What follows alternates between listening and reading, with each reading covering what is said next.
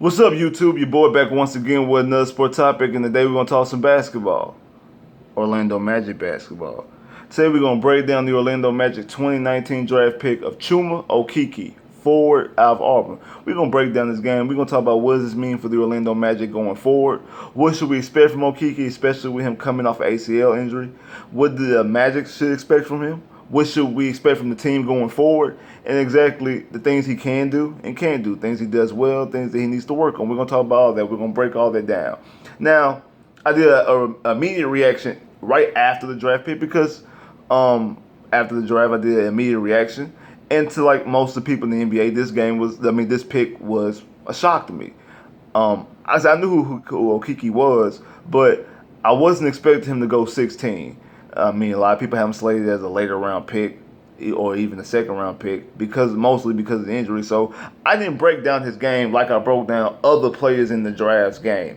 He's one of the guys I didn't break down. I seen him play, but I just never broke down his game to the level that I broke down other people's games. So after watching more film on him and breaking down his game, I see what the Magic seen. And his NBA comparison is to Robert Horry, and I get that. I get that comparison. They're both 3-and-D guys who can catch and shoot, knock down wide open threes.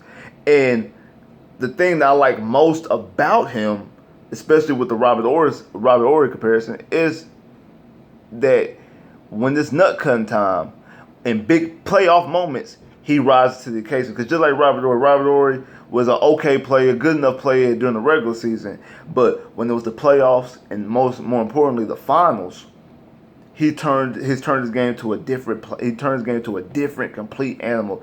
He was clutch at big time moments. That's the reason why he got the name Big Shot Bob. He did not go away. I don't care if we got Kobe on the team and Shaq and Tim Duncan and Tony Parker and Dream Olajuwon. I'm gonna knock down these shots because this is gonna be my moment, and I can see that out of Okeke. Okeke during the regular season was a decent player, but when the tournament hit, he was a complete monster. Especially the game against North Carolina, he gets hurt in, and I think if he doesn't get hurt, because at the time he got hurt, it was 20 points and it was an 8-point game. At the time he got hurt on the play, and I think if he doesn't get hurt, I think that he makes that I think he's about to dunk, and I think he gets fouled, so I think that turns into an and one situation. So it gets him 23 points at the 8-minute mark of that game. I think if he doesn't get hurt, he ends that game with between 27 and 30 points, if not 35 points. So I think he's going to end up with 30 plus points because he was a guy 23. He would earn 23 on that play alone and still had 8 minutes left to go in the game. He was completely unstoppable in that game. Like, they could not do anything from him. And it's fitting that he chose the number 3 because the nickname I'm going to give him is CO3. You heard it here first. His nickname going to be CO3 for C open 3. And even though I know the word C, when you see something, is spelled with an S, but his name starts with a C. So I'm going to say CO3 for C open 3 because he can knock down open shots. And even though his NBA comparison is to Robert Horry, when I watched him, the first person I thought of was 3D. The very first person I thought of was Dennis Scott. I'm like, he reminds me a lot of Dennis Scott. Now I know that what I said with the Robert Horry comparison, they the same. That they both two-way players, the good 3-and-D guy. But Robert Horry was 6'10", 240. Chuma is 6'7", maybe 6'8" if we lucky, because that's what they kind of grade him as. But he might be really 6'7", 6'7 and a half, 230. So that's 2.5, 10 pounds difference. Now, 3D, Dennis Scott, is 6'7", and is with 229. I think it was 229 in his playing weight. So, size-wise, he compares more to Dennis Scott.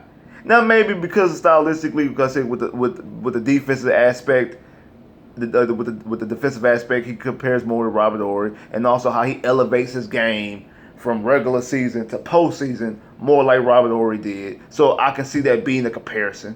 But as watching him, like I said, the first person I thought of was Dennis Scott.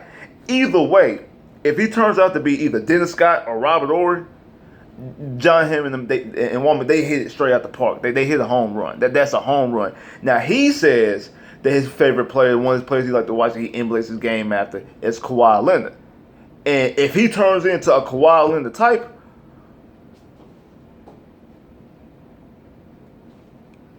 that's a grand slam. If he becomes a Kawhi Leonard type, which is the best player on a championship team, a two-time Finals MVP caliber player, two-time Defensive Player of the Year caliber player, a top 5 candidate, top 5 player in the NBA. In my opinion, I think Kawhi's top 2.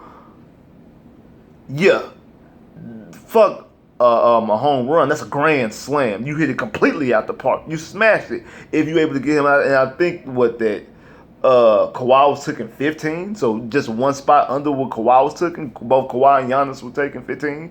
Remember, John Hammond also drafted Giannis at 15. So again, if you get MVP caliber players at these spots, that's all gravy. You completely hit it out the park. So as watching, he's a good catch and shoot guy, and with this team here, if we get a facilitator, I could definitely see him being put in good situations to do good catch and shoots and hit big time shots, especially in the postseason. Another thing I like about him, I like that he is a sophomore. That's one of the reasons why I like Nickeil Alexander. He's a guy who wasn't just a straight one and done. He played a couple of times. He played 2 years in college, so he's not shying of the moment. He's not just a kid wet behind the ears. Even though he is young, he's 20. I think he'll be 21 in August. Like, he's a guy he's going to have a little bit more maturity than an 18-year-old, 19-year-old kid coming straight out just to get this quick payday. Now, in saying that, let's talk about some of the reasons why I didn't like the pick. Some of the reasons why, when I looked at it, why I was so angry. The most important, not the most glaring one, the most obvious one, is he's coming off ACL injury. Now, I know a lot of people are like, man, you expecting a number 16 player to contribute already, like a 16 pick, a rookie contribute his first year? Well, in saying that, one, I mean, the Magic drafted Courtney Lee 22nd overall, and he was a starting shooting guard for a finals team. I know that team had Dwight Howard and things like that, but he still was a starter as a rookie and was a deep draft pick for a team that made it all the way to the NBA Finals. But it's one thing to get hurt in the beginning. It's one thing to get hurt during your season and you miss the back half of your rookie year. It's a whole nother thing to be missing the first half, because he's going to be either missing half the season, if not the whole season. And he's going to miss out on training camp. He's going to miss out on summer league. He's going to miss out in the beginning of the season. So for him to get acclimated into the NBA, so that's going to hurt his development. There's no way you can look around it. That's completely going to be, that's a hindrance of his development, because he can't practice. He can't play summer league. He can't be in the training camp. He's rehabbing. He has to get healthier and stronger. He's rehabbing right now. He's not playing basketball at NBA level or getting ready for the NBA. He has to rehab to be able to get in condition to get to that next level. So it's one thing to get hurt during your rookie year and you miss the back half because you were able to get that training camp, that summer league to start the season off. You're going to miss all that. And then if he's healthy, say he's cleared to play by January and February, are you just going to just drop him in? Like, he's not Zion, RJ Barrett, John Morant. Those guys, if they miss the first half of the season, they're still going to get dropped in whenever they clear to play. The reason why, because they're going to be the draw of the team. Zion's going to be the draw in New Orleans. John's going to be the draw in Memphis. And RJ Barrett is going to be the draw in the Knicks, unless the Knicks get Kevin Durant, Kyrie, or somebody like that. But as they're constructed right now, those guys are the draw. He's not the Okeke's not the draw. Ain't nobody about to go to Orlando Magic game today to watch Okeke. Okeke's not the draw today. So you're not just going to just plug him in, just boop, we're going to drop you in. You got to get acclimated into the game. And then what about especially if the team is doing good, you're not going to mess up your team chemistry just to drop him in. He's not the number 1 overall pick. So he's probably, even if he's cleared to play, he's probably going to play a couple of games of G League, just like how Jonathan Isaac did his rookie year when he missed some time before he got back into the starting lineup or got back to playing actual NBA games, NBA minutes. He had to play a couple of games in the G League, and he started off summer league and training camp and stuff like that. This guy's going to be completely behind the 8 ball. So just drop him in, his development's going to be hurt. So you probably won't be able to see a real good idea of Okeke until the 2021 season, to be honest. Because even if he is cleared to play, how much is he going to play? Because you're not just going to just drop him in January, February, March, unless the team is just complete train wreck and we striving for the number one overall pick. And then you just playing just to be playing. But other than that, like if this team is playing any significant basketball, trying to get back to the playoffs, trying to maintain a playoff seeding, if they're a decent seed, you're not just gonna drop them in right then and there. Another reason why I had issues with the pick was because he's a forward. Like we wanted and needed guard play, especially with the news that was just talked about today with Markelle Fultz that John Hammond said that he doesn't know when Markelle Fultz is going to play. So why draft another forward? Like that was the issue. Like you're talking about drafting a forward, and I know a lot of people out there talking about, this mean AG gone. No, stop it. This does not mean that. One, even though he's listed as a power forward, I just said he's 6'7", at best 6'8", so possibly more than likely 6'7.5". He's gonna be too undersized to play power forward. I mean, we talk about Zion being 6'6" and being undersized. He's talking about he's still gonna be undersized to play power forward. I mean, Aaron Gordon is 6'9", 6'10". Like power forwards are bigger than that. So him being 6'7", being your power forward, that's nah. He's gonna be too undersized to play power forward. I think he's probably gonna be small forward. That's the reason why I look at him and say Dennis Scott. That's the reason why his NBA comparison is Robert Horry. But I looked at him and said Dennis Scott because I see him as a small forward. So, and then even if he was playing power forward, you're not about to trade a guy who's a starter and plays he's one of your team leaders in minutes. Like is it him, Vooch? Like they like the top two guys in minutes per game. You're not gonna trade a guy minutes per game for a rookie coming off ACL injury. Like you're not gonna do that. You're not. And then even like so even if Okeke was completely healthy, you still wouldn't trade him because they play two different positions. They're not. Okeke is going to play small forward. I do not see him playing power forward. I think he's going to be playing small forward. But either way, it's still problematic because you needed guard play. That's the reason why most people wanted either Alexander or wanted Kevin Porter Jr. or Romeo Langford or Hero. That's the reason why a lot of we wanted a shooting guard. And now with the issue with Markelle Fultz, makes it even more glaring why we should have took Alexander, because Alexander could play some point, especially if Markelle Fultz doesn't play the upcoming season, or if he doesn't play to deep into the season, we have to wait a while to see him play again. So drafting another forward did make sense. Now again, if you see Kawhi Leonard in this guy, if you see Kawhi Leonard in this guy, then it does make sense. But for a team that just came off of going to the playoffs, winning the division, going to the playoffs, and it wasn't like we just squeaked in. One, we were above 500 when we won, got to the playoffs. Two, we won the division. Three, we won the division with about 4 games left to go. It was still some games after we won the division, and we possibly could have been the 6th seed. Because I think us and Brooklyn had the same record. We just lost the tiebreaker. So if Brooklyn would have lost that last game and we beat Charlotte like we did, we would have been the 6th seed. So you were a legitimate playoff team. So to draft a guy that you're gonna have to wait on, okay, and then have a log jam at one position.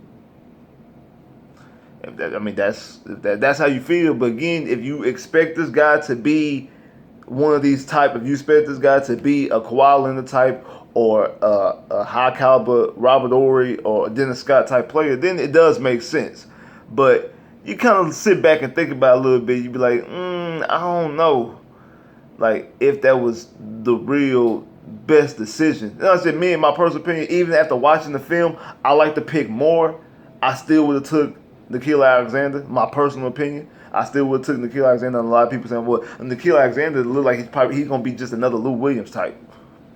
Yeah, I can see that that's the reason why my comparison for him was Terrence Ross. But he was also a guy who can play point if you need him to, and he's a guy I think that he could be a guy coming off the bench. If you do something free agency, where like if you're able to get D-Lo or somebody during the via free agency, he's a guy who you can use as coming off the bench. But if you strike out on free agency, he's a guy that I think you can plug and play as your starting shooting guard.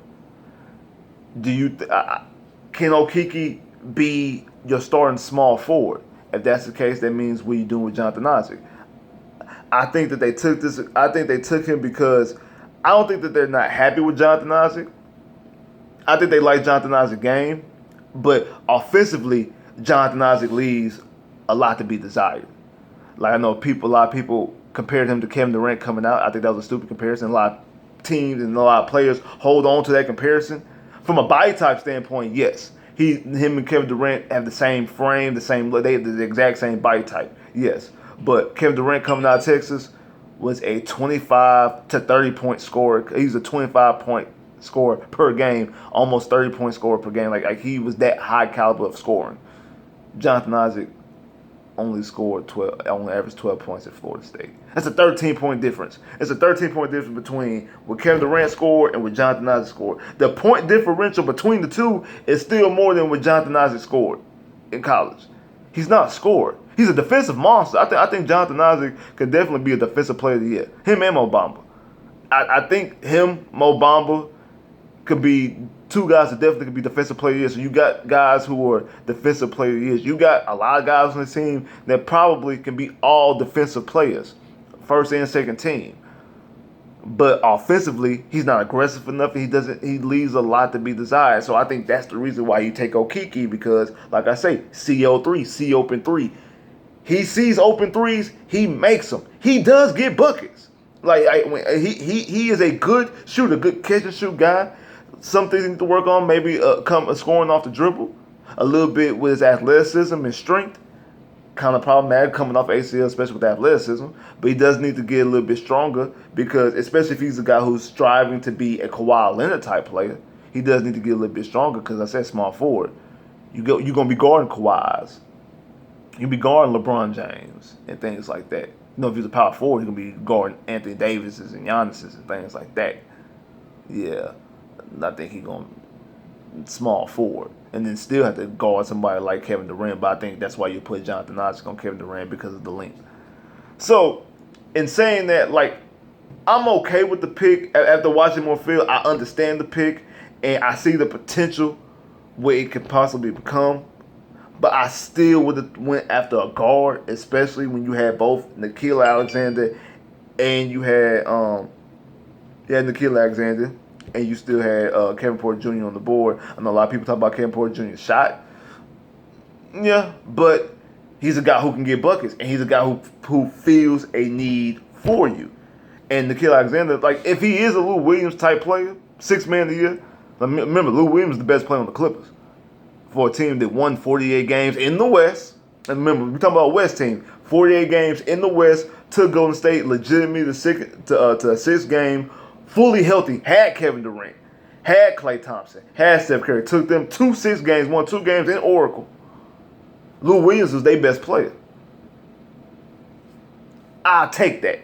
I'll take you, and then you're talking about a draft pick number 16. You're not talking about the number 5th pick. You're not talking about the number 3 pick. We're talking about the number 16 pick. If you get a Lou Williams type player, that's what this team needs. Somebody who's scoring 6-man player of the 3-time 6-man player of the year. That's somebody that I would definitely like. Again, now if he turns out to be a Dennis Scott or a Robert Horry, especially when it comes to the big shots, you taking that all day home run. If he turns out to be a Kawhi Leonard type player, a best player on a championship team twice, 2 times Finals MVP, 2-time Defensive Player of the Year caliber player. If you tell me that you now got 3 guys who could potentially be Defensive Players of the Year, 4 guys that could be all defense, because AG is a very good defensive player. He should have been at least got consideration for being on one of the all defensive teams this year. You talking about you adding all that? It's hard to score on this team, and that was a calling card for us. That's a calling card for Clifford. But we do need scoring. Now, he can hit open shots. He's a good catch and shooter. Like I say, he was giving North Carolina the business in the tournament. He was. Can he do that here in Orlando? I hope so. Like, share, subscribe if you haven't, comment below if you haven't, click that bell, get more videos. Next video I'm gonna do not my free agency predictions, but things I would like to see happen via free agency for the Orlando Magic, because this is the first time in a while that free agency actually means something for us. Like, share, subscribe if you haven't, comment below if you haven't, click that bell, get more videos. I holla.